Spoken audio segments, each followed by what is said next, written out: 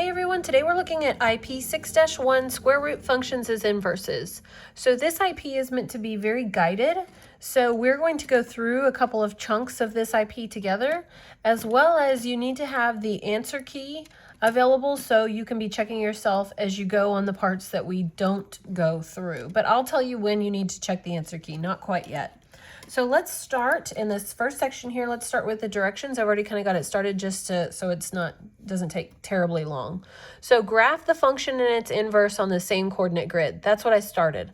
I started by graphing the function. Okay, so that was my first step. So the function here is a quadratic function that's been shifted down 1. Notice I did put my new origin here, down 1, and it's been reflected as well as reflected vertically and stretched vertically by 2.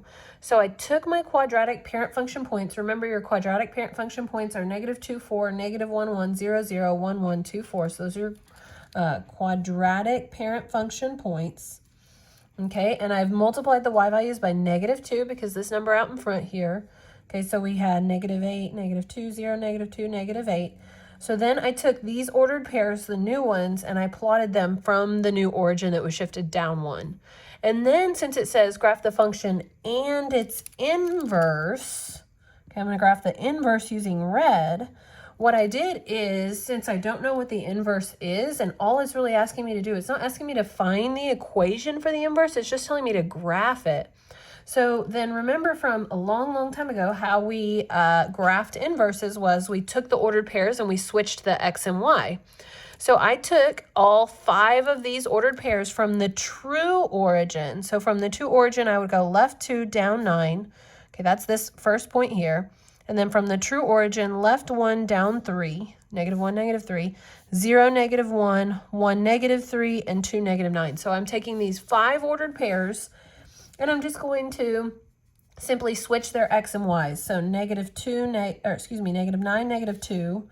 -3, -1, -1, 0, -3, 1, and -9, 2. So we'd start with -9, -2, -3, -1, -1, 0, and then -3, 1, and then -9, 2. So notice as I graph, oops, that needs to look more curved, not like a line.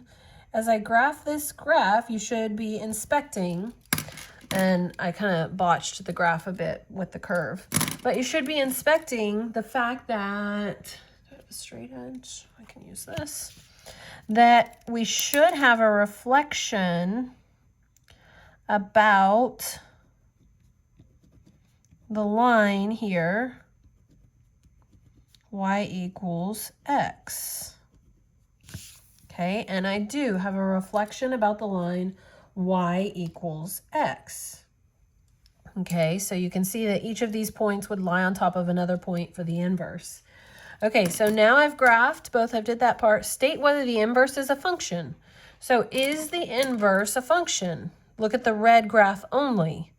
Looking at the red graph only, does it pass the vertical line test? The answer is no, it does not pass the vertical line test. So therefore, the inverse is not a function. So that's the first part. The inverse is not a function. So state whether the inverse is a function. Then state the domain and range of the function and its inverse in set notation. So let's talk about the function first. So what's the domain of the function? The domain of the function, remember the function is blue. So the domain of the function is x such that x is an element of all reals. The range of the function is y such that y is less than or equal to -1, agreed? And then the inverse, which I can't use the notation f inverse because it's not a function, so I'm just going to put INV for inverse. Okay, or I could use the y with the -1 as the exponent. And the domain of the inverse is going to be y such that, I'm looking at the red one, y. The domain is x such that x is less than or equal to -1. And the range of the inverse, if I'm looking at the red one, is all real numbers. That should make sense. Graphically, you just saw it from the graph, but also it should make sense because remember, inverses have domains and ranges that are switched. So the domain became the range and the range became the domain. So hopefully that makes sense to you. So now you should do number 2 on your own. Pause the video, check with the answer key, make sure you did it right. Okay, you should have paused the video. You should have checked with the answer key, and hopefully you are good on how to find the inverse on number 2 and finding the domain and the range and whether or not the inverse was a function. Now let's look at number 3 together. Again, you should have paused and already checked your number 2. Let's look at number 3 together. So with number 3, we have a quadratic graph still. I can see that here. Okay, the quantity x plus 1 squared. All right, but while it has me graph this quadratic graph shifted left 1, okay, and then there's no stretch or shrink, so the ordered pairs should be like regular, -2, 1, 2, 3, 4, -1, 1, 0, 0, 1, 1. Okay, it's my original ordered pairs for a quadratic graph, but it says with the domain x is less than or equal to -1. Okay, so does this graph currently have a domain that is less than or equal to -1? No way, it has a domain that's all real numbers. So where is -1 on the x-axis? Oh, it's right here at the vertex, and it's saying that the domain has to be everything less than that. So that means I can keep this point at -1, and I can keep these points after, or going this way to the left, that are less than -1, but that means I have to erase the right half of the graph, because that would not fall under the condition that the domain is less than or equal to -1. So I can only graph the left half of the graph. I have to erase the right half of the graph. Okay, so then if I want to graph the inverse, so let's go ahead and write down what these points are. So now we're only talking 3 points. So -1, 0, -2, 1, and -1, 2, 3, 1, 2, 3, 4. -3, 4. So what are those points going to become? Well, 0, -1, 1, -2, and 4, -3. So 4, 1, 2, 3, 4, -1, 2, 3, 1, -2, and 0, -1. So now it's a curve that, kind of looks like a curve we've seen before, doesn't it? That's interesting. So I'm going to use my straight edge here, draw my line of symmetry, or what should be my line of symmetry, just to double check ourselves. Definitely does look like those dots would lie on top of each other if we folded along the line of symmetry. Okay, so is the inverse a function in this case? Is the red a function? Would it pass the vertical line test? Yes, the inverse is a function. Okay, that's kind of cool. So when we restricted the quadratic graph to only be half, on the left side in this case, when we restricted it to be only half, the inverse ended up being a function because there wasn't the top piece laying on top and making a non-function. So then what is the domain of the function? So that's the blue, so that's x such that x is less than or equal to -1. Oh, and we should have known that because it was given. And oops, I didn't put a little d for domain, did I? So f of x, the domain, and then what's the range? The range of this guy is y such that y is everything greater than or equal to 0. Agreed, from 0 and up. So then let's use our little trick. So let's just try to, so for the inverse for the domain and the range, let's just try and switch them without looking at our graph and then go back and check. So the domain should be what the range was for this. So it should be x such that x is greater than or equal to 0. And the range should be what the domain was. So y such that y is less than or equal to -1. Now let's look at our graph and investigate. Is the domain of this red graph everything greater than or equal to 0? Yep. Is the range everything less than or equal to -1? It sure is. So the domain and range switched like we anticipated. Okay, how interesting is that? So that leads us to part 2. So, oh, before we do part 2, I want you to do, definitely, you need to have this on your sheet before this will make sense. So I need you to pause the video, do this one on your own, check it with the answer key, and check back in with me here. Okay, so you should have paused the video. You should have this filled out because I'm going to talk about what it looks like here in a minute for this. So hopefully you understand it in order to press on. Okay, so here on this section, it's saying restrict the domain of the given function to create an inverse that is a function.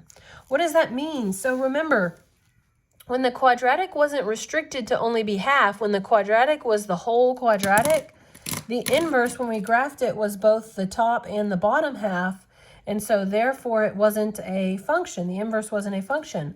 But when we restricted to only keep half of the quadratic, this is our restriction right here, with domain x is less than or equal to -1. That's the restriction that it's talking about. When we had only half, then our inverse was a function. And you should have noticed that here too. We kept only half of the graph. Okay, and then therefore when we kept only half of the graph, and on this one we kept the right half, on this one we kept the left half, so does it matter which half you keep? No, as long as you only keep one half, then your inverse will now be a function. So it wants you to do that part. Restrict the domain of the given function to create an inverse that is a function. Then graph the function with its restricted domain and its inverse. Give the if-then statement. So we're going to do that. So let's first graph this graph, and luckily I have erasable pens, and you shouldn't be using pen unless they're erasable. That way you don't have to white out. Okay, so this is a quadratic graph shifted down 8, so I'm going to go ahead and show my shifting down 8. And it hasn't been stretched, shrunk, or reflected, so let's go ahead and do -2, -1, 2, 3, 4, -1, 1, 0, 0, 1, 1, and 2, 4. So remember, we're going to restrict this to only keep half. So which half do you want to keep is up to you. I don't care. Okay, you can keep either the right or the left. So do you like keeping the right? Fine, let's keep the right. Okay, let's keep the right. So then your if-then statement is going to start to look like this. If our function, we're going to call this a function because we know it is, if f of x equals x squared minus 8, we're going to write it kind of like this. Okay, with domain, domain with domain, and we're going to use true set notation, x such that x is, if we only keep the right half, we're going to erase the left half, then the domain is just going to be everything greater than or equal to 0. If f of x equals the original given function, but now we've restricted to only keep half of the graph, so we're only keeping this half of the domain, with domain, then our inverse is going to now be a function. And what's the equation for the inverse? Okay, I can use the inverse function notation now, but I need to find out what the inverse is going to be. So let's do what we've been doing. What is this ordered pair? It is 0, -8. This ordered pair is 1, -7. And this ordered pair is 2, -1, 2, 3, 4. 2, -4. So we're going to find the inverse, -8, 0, -7, 1, and -4, 2.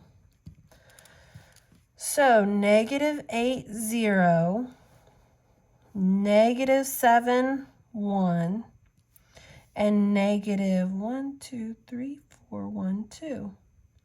Well, how on earth, okay, you could draw your line of symmetry, and hopefully you will draw your line of symmetry to see that these are clearly inverses. When you fold over the line of symmetry, you clearly have two points that lie on top of each other. Okay, so how on earth are we going to find the equation for this? Are we going to switch x and y and solve for the new y? No, you don't have to in this case until I tell you you do, but you don't at this point. You know what kind of graph this is. What kind of graph is this? Hint, hint, square root functions as inverses. Quadratic and square root are inverses. They undo each other. If you square a square root or if you square root a square, they undo each other. This is a square root graph that has been shifted 1, 2, 3, 4, 5, 6, 7, 8 to the left. So 8 to the left would look like a plus 8 under the radical. Isn't that correct? That's it.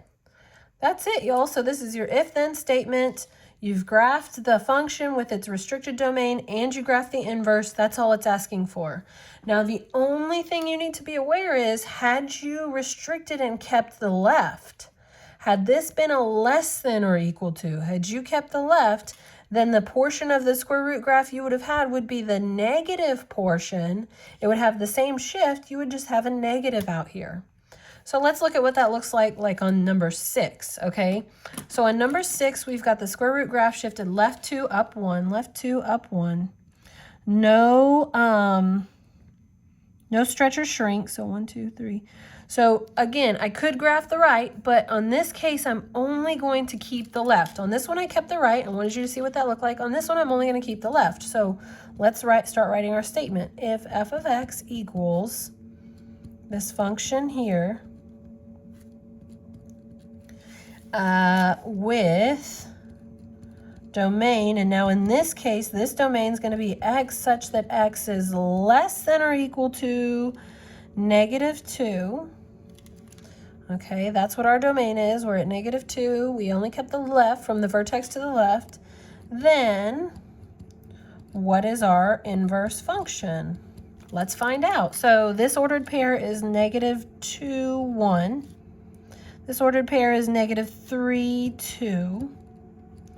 And this ordered pair is -1, 2, 3, 4. 1, 2, 3, 4, 5. Okay, so let's switch them. So 1, -2, 2, -3, 5, -4. So 1, -2, 2, -1, 2, 3, and 1, 2, 3, 4, 5, -1, 2, 3, 4. Okay, again, we still have a square root graph, and we still would want to make sure we have a reflection.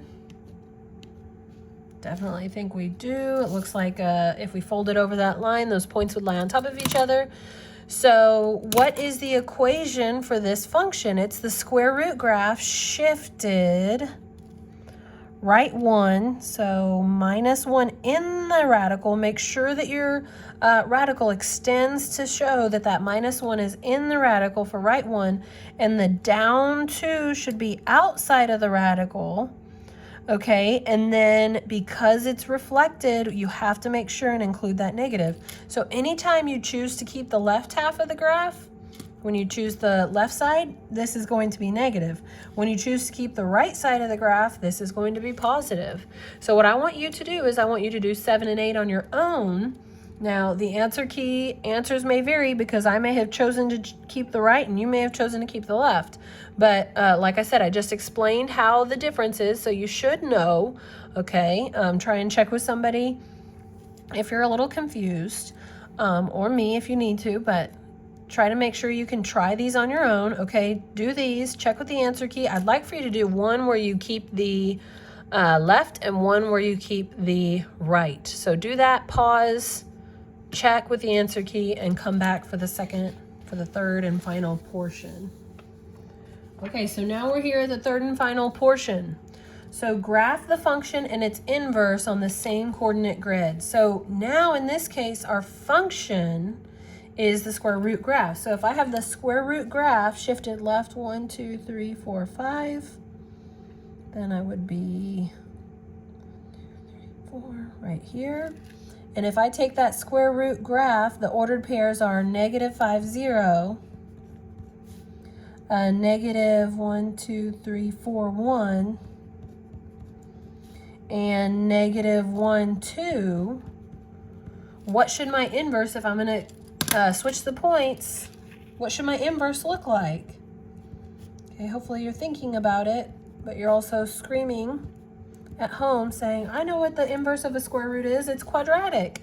But what portion of the quadratic? Well, 0, -5, 1, 2, 3, 4, 5, 1, -4, and 2, -1. So you should have already been thinking about the fact that since this is the positive version of a square root graph, right? Since this is the positive version of the square root graph, it's not a reflected version of the square root graph, then the portion of the quadratic that I'm going to have is the right side. Okay, the right side of the quadratic graph. Now, if I had a negative, a reflection of my square root graph, which portion of the quadratic should my inverse be?